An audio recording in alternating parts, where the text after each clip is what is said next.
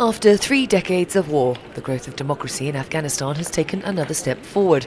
A date for the presidential election has now been set, and the main process of voter registration has come to an end.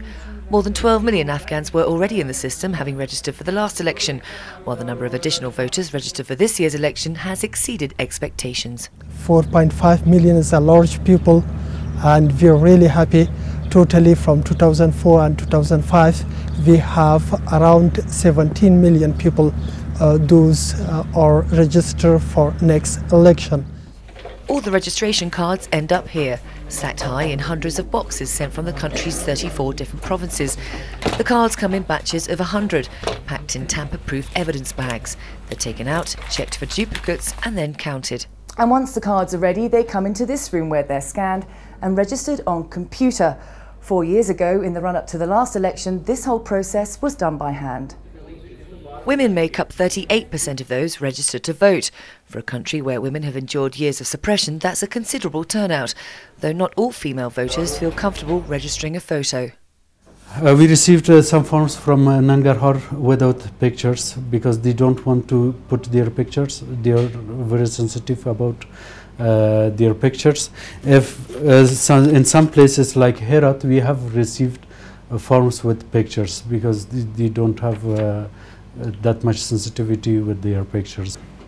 The Independent Election Commission estimates that a further 500,000 people are yet to register. The process in parts of northern Afghanistan has been hampered by bad weather, and in the south, lack of security in Helmand prevented some registering centres from being set up.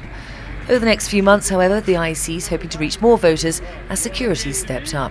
The US has announced plans to send an extra 17,000 troops, plus the Afghan army is expected to be bolstered by another 10,000 in the run-up to the election.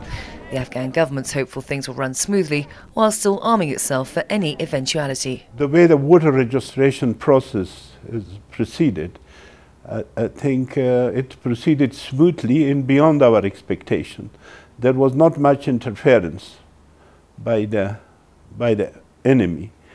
But we and the military, we have to be ready for the worst possible scenario. We will spend this time between now and the election, first to neutralize the enemy's so-called spring offensive, and secondly to deprive them of the capability to interfere with the election. So August the 20th, the date that's been set. It's not yet clear how many candidates will be standing for the Afghan presidency, but the public already know what they want changed. There are many things I want from the new government, but the most important is security and peace. Other things will gradually happen once we have peace and security.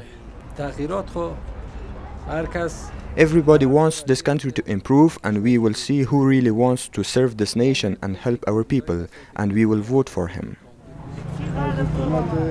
We expect a new government to bring stability to the country and create job opportunities for its citizens. We want a new government to tackle the economic problems of the country because we are not living a human life. Mel Preen in Afghanistan for the NATO channel.